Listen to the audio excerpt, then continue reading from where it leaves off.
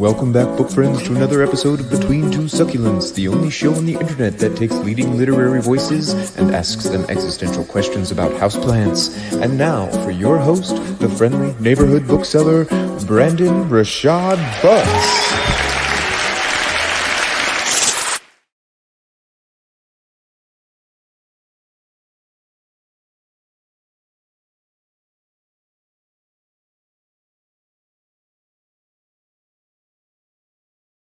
Welcoming you once again to another great episode. Very happy to have you. Of course, we've got, as always, another great guest to talk about all things books, botanics, and Baltimore. Let me introduce you to our guest for this week. Our special guest for this week is a native Baltimorean performer, author, filmmaker, educator, and dancer. So what is that? Not a quadruple threat, but a quintuple threat. She has been published in a number of publications like Obsidian, one of my personal favorites. And her films have been shown, it will be shown in the Maryland Film Festival. And she's had screenings at Baltimore staples such as the Motor House. She's a new friend of the bookstore. We're so happy to be able to say that we know her. Everybody help us welcome to the show, Nia June. Yeah! Welcome, Hello, Nia. everyone. Hi. I love that introduction. Thank you. Thank you. Welcome. You know, got to get you your flowers, your props, Today we'll be talking with Nia about her new poetry collection, Paper Trails of the Undying. Now, she is a Baltimore creative on the rise, and you may have seen her work all over the city or seen her perform all over the city. She's really doing the damn thing, as I like to say. So I'm very excited to be able to take her into our namesake, our favorite segment around here that we like to call Sucks. Sucks. Nia, here's how this one's going to go. Joe is going to tell you about our succulent VIPs for the week, and you are going to decide which one you feel best represents the city of Baltimore. Does that sound good? Yes, let's do it. All right, let's do it, Joe. Introduce us to our VIPs. Oh, man, the camera is overheating because it's hot in this segment. Okay, Brandon, first we have the ruby heart. That's on your left. It's known as the Sempervivum ruby heart. The mother rosette is known as a hen. It spreads in all directions to form offset chicks. Each offset will develop roots of their own. Offset. A thick, flowing stalk rises from the center of the hen and bears a showy, starry, pinkish purple flower. On the right side, we have the sedum ternatum, also known as it's a stone something. Damn it. Okay, anyway, it's normally found, the woodstone. It's normally found near woodlands, and it's a rock-loving perennial beloved by bees and chipmunks that will eat its roots. It can yield flowers up to 8 inches tall and is splendid for ground cover, forming a thick mat of light green leaves. Nia, which one is speaking to you today? Okay, what's the one with the purple on it? That's the ruby heart. The ruby heart. Okay, but not because of the purple, kind of because of the purple too, but also like the spreading idea and planting seeds. Like Baltimore is the city of neighborhoods, so it's got to be that one. Yes, that's awesome. I love that description. The city of neighborhoods. Smaltimore. Yeah, exactly. Get it. Awesome. Thanks for playing along, Nia. Now let's go ahead and get into your collection, Paper Trails of the Undying. I was saying a little earlier that, I love projects of any media that really make an impact in such a short amount of time. And in my personal opinion, that's what this piece does. Between the poetry and the photography that we get from Kirby Griffin, it really packs a lot of emotions and information in such a small piece. And I was curious because it becomes apparent, of course, who the collection was like officially written for, really. But can you tell us about your process, writing and maybe even personal, when it came to writing this collection? Yeah, so a lot of these, so I didn't know that this was going to be a collection at first. A lot of these poems I have written over the course of maybe like 3 years. And this is when I first started exploring with page poetry. because stage poetry and page poetry can be a little different. So I had really started to get into how things should look on the page. I was also in school. And for my poetry class that I had during my last year in college, we had to do a big project at the end. We had to put together a chapbook. And so I was gathering up all of this written work I had, and I realized that so much of my work was centered around Baltimore and my experiences and any other experiences that I had witnessed along the way, just from people that I love. And that's how I started to kind of put this collection together. And I kind of had to look at it to see, like, what am I trying to say here? Or what does all of these things mean when they're put together into one thing? And that's how Kirby came about, because Kirby's work is also very much centered around Baltimore. And we worked on a Black Girls Country together. So that worked with us just like sending poems and pictures back and forth to each other, and just kind of already being in conversation through the work without really saying much, just saying what goes together and what is the most impactful. And then came the title, and the title was really inspired by that front cover that you see. That's also a photo by Kirby. And it just made me think about, like, this forgotten place and these forgotten archives, and how there's still so much to be had within all of that. So, yeah.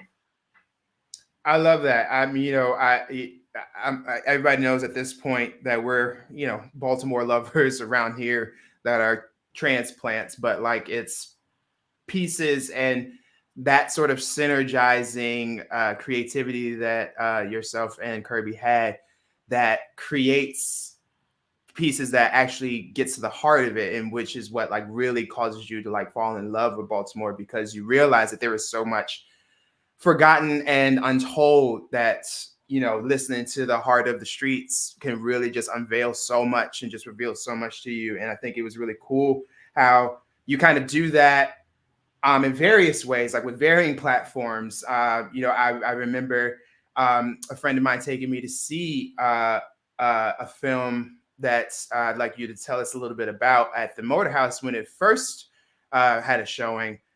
So are you able to tell us a little bit about your upcoming film that's going to be in some festivals? Yeah. So The Unveiling of God, A Love Letter to My Forefathers. So that is a short film.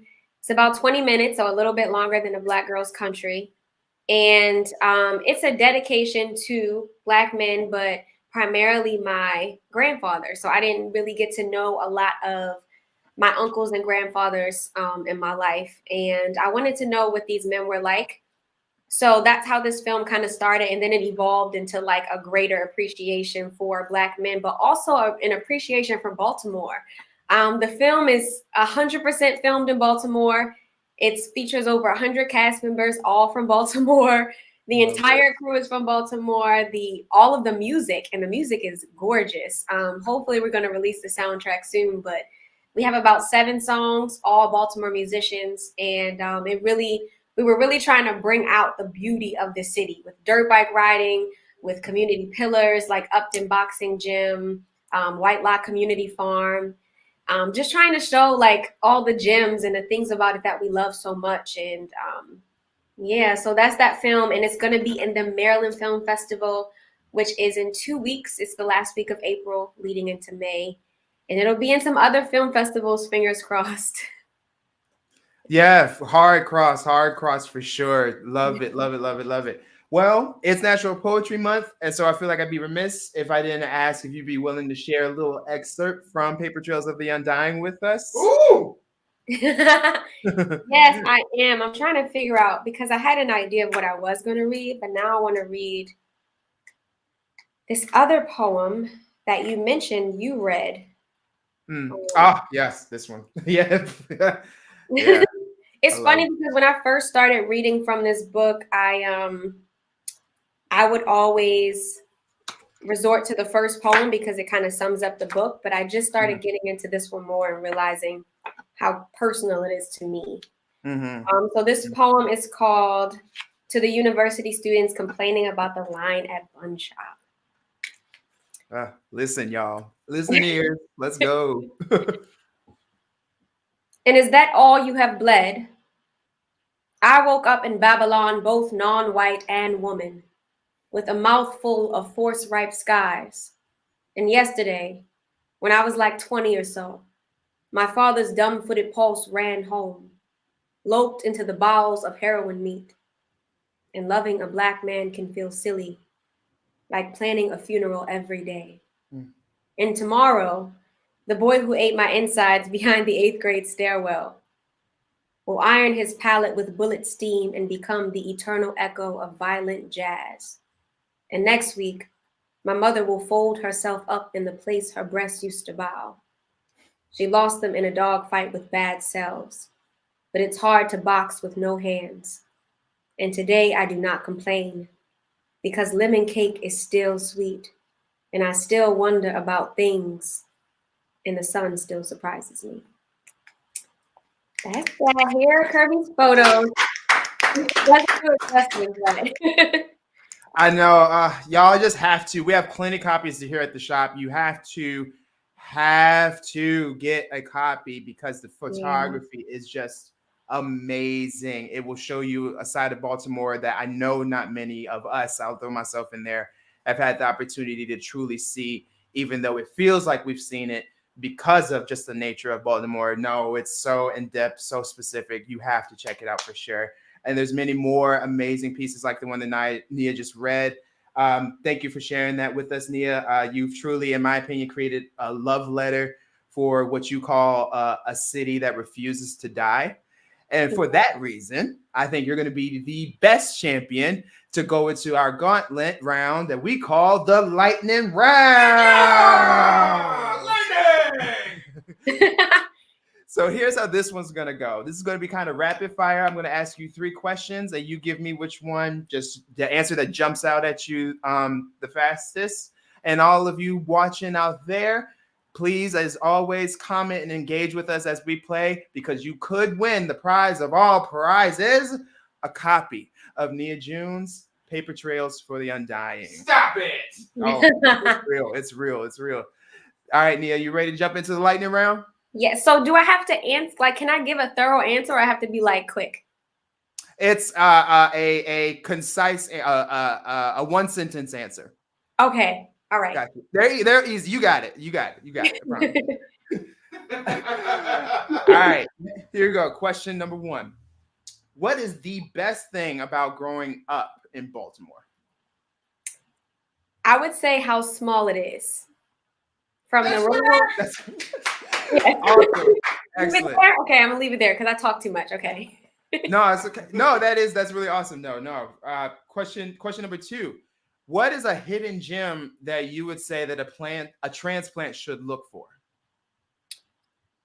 Everyone's Place. It's a Black-owned bookstore on North Avenue. Been there for years. Definitely check that out. That's correct. Everyone's Place. Love it. Love it. Love it. All right. Question number 3.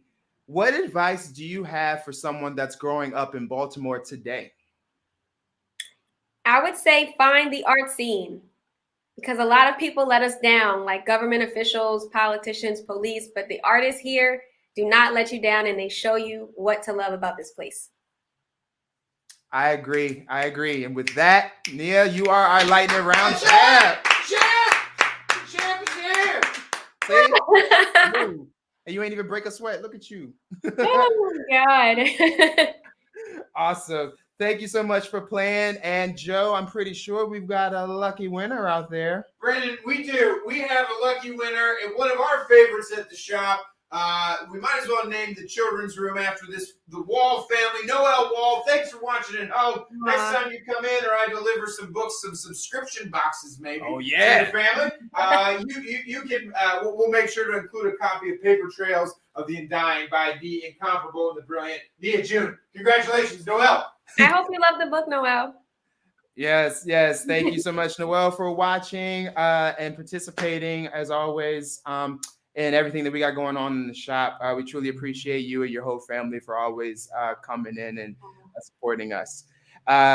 Nia, thank you for joining us here on the program. But before we let you go, as always, we're curious, what's next for you? Are we working on the next collection? I know we got a film to debut. Are we going shopping for our outfit for the red carpet? Like what's Definitely gonna get the outfit. I am working on a lot of things, but I want to plug this free institute that I'm a part of by Muse 360. You can go to the link in my bio to find it. But New Generation Scholars is a program I work with. We're offering a free institute. We're offering free courses to adults and youth ages 13 and up. I'll be teaching a course on Black film and literature. And again, it's free, it's virtual. You can call in from anywhere. The sign up link is in my bio. So I really want people to attend our courses. So that's what I'm going to plug. Yes, New Generation Scholars. Say the title one more time. So it's called New Generation Scholars, and it's our intergenerational institute. It's a big word. No, that's perfect. And don't worry, everybody. We got this, of course, all streamed. It'll be on our YouTube page, so you can go back and listen to it. I hope to see you there, because if it works out from a schedule, I will be up in there, because that sounds awesome. Thank you so much. Nia June is a multifaceted nurturer of our great city. And you can pick up a copy of her poetry collection here at Charm City Books called Paper Trails of the Undying. Thank you again, Nia, for being here with us. Yeah! And thank you all for joining us and participating on this kind of gloomy, rainy day. I don't know, it's kind of weird out there today, but it's still beautiful. And we'll see you in 2 weeks when we have yet another amazing poet on the show, local to Baltimore always. And they've really written some really great work as well. So until April 19th, I hope that you all stay safe. I hope that you all stay warm. I hope I'm a dad. I hope that Joe's a dad. Everybody send up good thoughts for Davin and Joe. Davin's due any minute now, probably at this point. But so there's a lot of good energy and good spirits around here at the shop. So continue to keep them in your thoughts as they transition into another phase of their life. And we thank y'all, as always, for all the support of Baltimore and Charm City Books. Everybody take care, and we'll see you soon. Okay.